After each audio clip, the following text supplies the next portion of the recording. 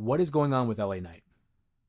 The LA Knight stuff. I mean, I've been a big fan of LA Knight since coming to NXT. I was a little bit late to the train that was Eli Drake, but upon seeing him in NXT and seeing the presentation, right, we saw the arrogance, the cockiness, and the ability to talk on the mic that was very similar to the likes of The Rock and Stone Cold Steve Austin. And even though there were people out there like Kevin Nash who wanted to throw shots and say that he was a carbon copy of these guys, it proved to be a formula that got over with the crowd organically.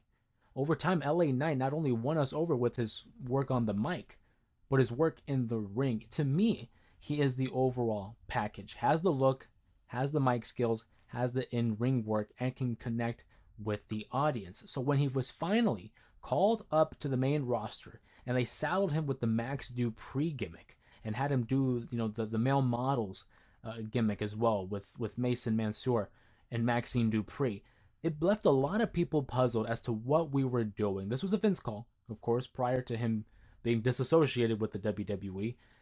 And it's like we had built up all this equity in LA Knight. We have seen the work and impact as Eli Drake, NWA, and now NXT and WWE. It was a made deal. He became a hot commodity. Fans wanted to cheer LA Knight, but they would not have it. Unfortunately, they want to saddle him with this gimmick, as they always do in the WWE. They want to make it their own property. They want to make sure they have ownership of the character that is being presented on TV. So when LA Knight finally steered away from the male models gimmick, it felt like a breath of fresh air. I'll never forget that segment where it was him, Maxine, Mason Mansoor in the back, and LA Knight finally emerged and finally acknowledged that this wasn't him, that he was never Max Dupree, he's LA Knight.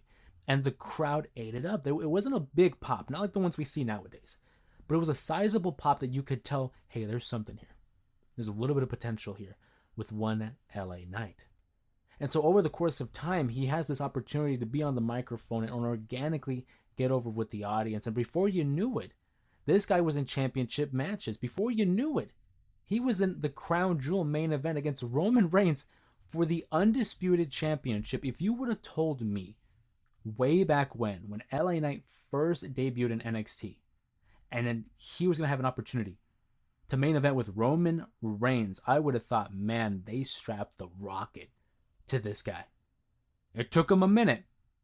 It took him to get rid of Vince for Triple H to get in power to push him. And obviously we knew he wasn't going to win the title. Not on his first try. Not even against Roman Reigns. But we knew, hey, we got something here with LA Knight. So we move on with LA Knight and he becomes a contender in the United States Championship scene. And he wins the US title eventually. And he has a decent reign. He even gets a customed, strap for his troubles. But we're still wondering, when are we going to get this huge push, this main event push for LA Knight? He had a couple opportunities at Money in the Bank. Didn't win either one. And so we're left puzzled, asking Triple H, what are we doing? And the quote, although not verbatim, was something along the lines of, great things will happen to those who wait, to those who are patient. It has been a few years now since LA Knight's been on the main event scene, or the main roster, I should say. And we're still being asked when. We had the Battle Royal that was to crown a number one contender to face off against CM Punk at Saturday night's main event in Salt Lake City, Utah. And I thought for sure the way the story had progressed, it was going to be LA Knight winning the Battle Royal to face off against CM Punk because there was building tension. They already have a little bit of beef with one another, and then you put the World Championship on the line. You're adding extra layers to an already hot feud.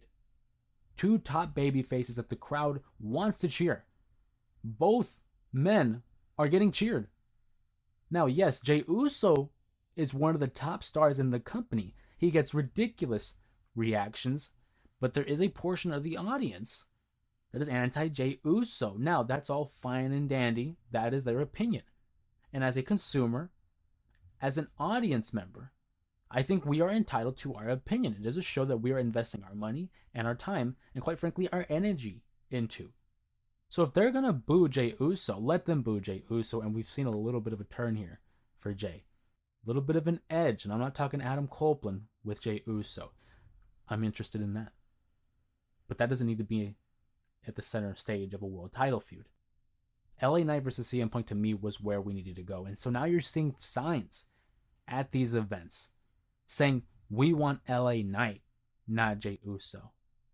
The WWE is riding a fine line here when it comes to Jey Uso. I do think he could become a top star in the company, but they're running the risk of having fans turn on Jey Uso.